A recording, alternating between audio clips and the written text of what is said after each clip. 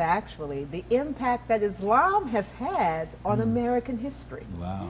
And the fact that people like Thomas Jefferson had great respect for the religion. And so this kind of background shows you that, you know, America itself, our history itself, has been an amalgamation of influences from many different parts of the world and honestly many different religions such as Islam. Oh, We absolutely. sometimes think it's only Christianity, Absolutely. but the truth is it's a melange of a lot of things. Absolutely.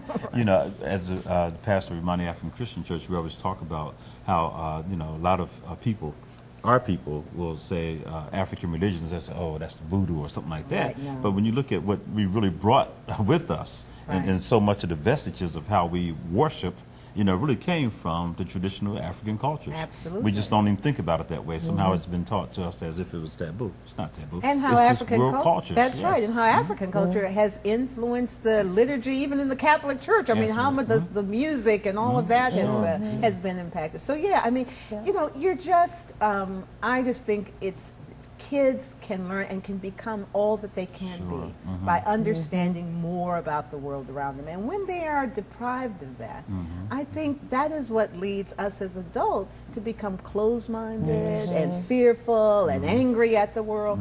But, you know, I'm just hoping that, you know, with the help of people like Pat and so many others, I mean, we have great Dr. Mehdi Nourbash is, of Harrisburg University is one of the big lights behind this. He's the vice president. Bradley Jones. We have Gladys Canizares, who's our secretary treasurer.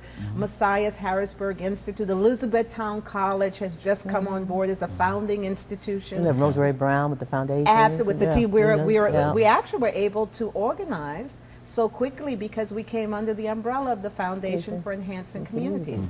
Otherwise, we might have had to delay several months, but we got organized in spring. They came to offer us their support and guidance, and they manage all the accounting aspects. So we have loads of support. We have, you know, on our board, Charlie Hooker, who's with Keystone Human Services International, that looks for intellectual, helping people with intellectual disabilities around the world.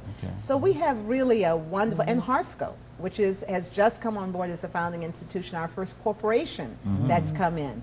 And honestly, we need the community support. This is such a worthwhile venture and such a worthwhile organization. We need the support from ordinary people to come in and become an associate at $60 for an individual and $75 for a family, or if you're really rich, $1,000. But even if you just come in as an associate at the individual level, it will be a very big help.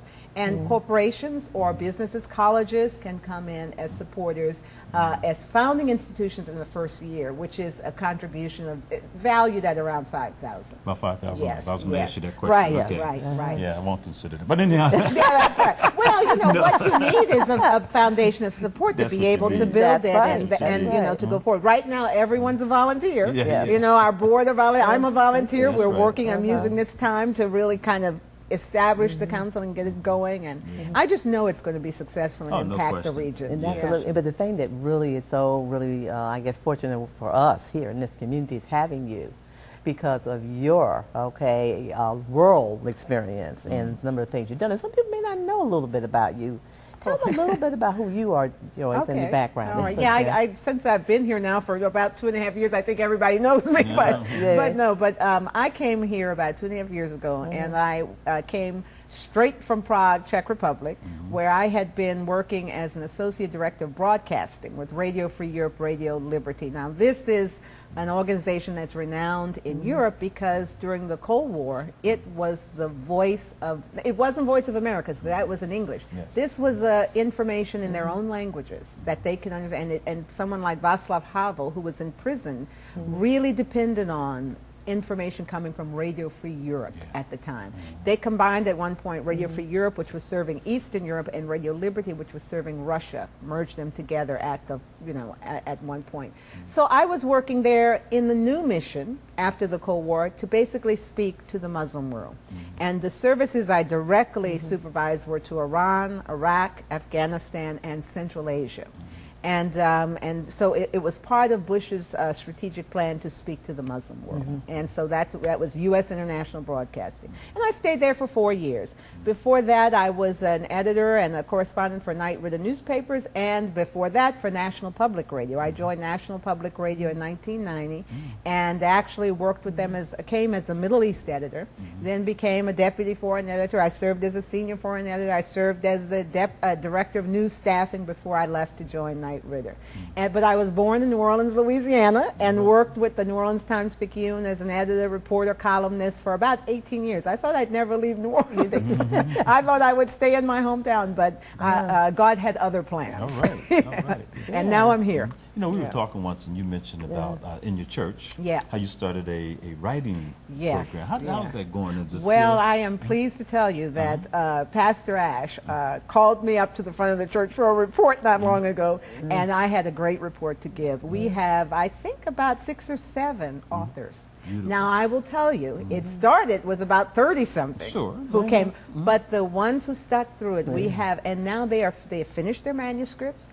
They are going over getting them in the order to be able to give to a publisher. We are going to send them around to publishers, as well as look into creating a business model to self-publish, perhaps. But we have several, and these are, and I'm telling you, these are wonderful books. There's one book by a woman who, Ravina Brayade is her name. She was a teacher of special ed kids, and she recounts some of the stories in her teaching career. And I'm telling you, not only are the stories mesmerizing and captivating, but I was just blown away by the writing style. This is someone who had never written, as far as I knew before. And she brings such, I mean, the description, the detail, it's just fabulous. And we have many others such as that who have. Now, the unfortunate thing is everybody has to have a season. And so now people are coming and they're realizing, they did it, can we do it too? Can we go back again? I said, everything is season. We will relaunch this. But I'm also going to start myself, perhaps workshops for people outside of the church who would want to get started. Now I'm going to have to charge for these. I don't charge my church. No. But you know, so I'm going to probably start with a half-day workshop. Is this your time to write? And if so, first of all, to ask the questions, is this your season for writing? Because it really does take a commitment. And then if yes, here's the first steps to go about it, okay? Because you need to have that organizational plan, and everyone would walk away with their own organizational plan. I'm thinking of doing this first one half day on October 9th, because I've had 2 or 3 people come to me and ask me. So I'll put it on our website and get the word out. Let me know about it. I will. There's so many people out there that we've run in contact with. You know, we just had a very successful Capitol Book Fair.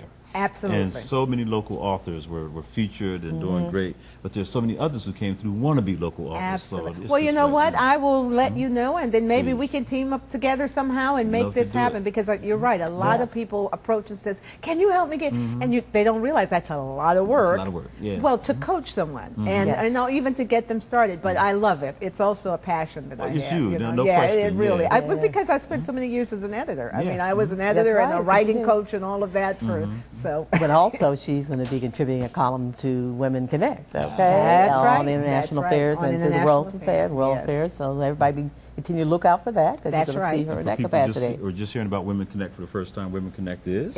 Okay, Women Connect is a quarterly publication that was in our 3rd year of printing, and the whole concept and idea is to connect women, across the world, and really share their stories, and just to be a catalyst and an opportunity to really have women see the potential and all the possibilities that they do possess. And Joyce has submitted previously, but she will have an article in our fall issue, and we're really excited about that, and that'll be coming out soon. And we're running a little late because we're really going to include in that issue the information on the Grand Review, the U.S. Colored Troops. There's going to be a whole insert because of the festivities coming up November 5th, 6th, and 7th here in Harrisburg to acknowledge that. So please look out for that, and look out for Joyce's column and for to come. That's great stuff, great stuff. So if someone wants to join now on the World Affairs Council, they hear about this,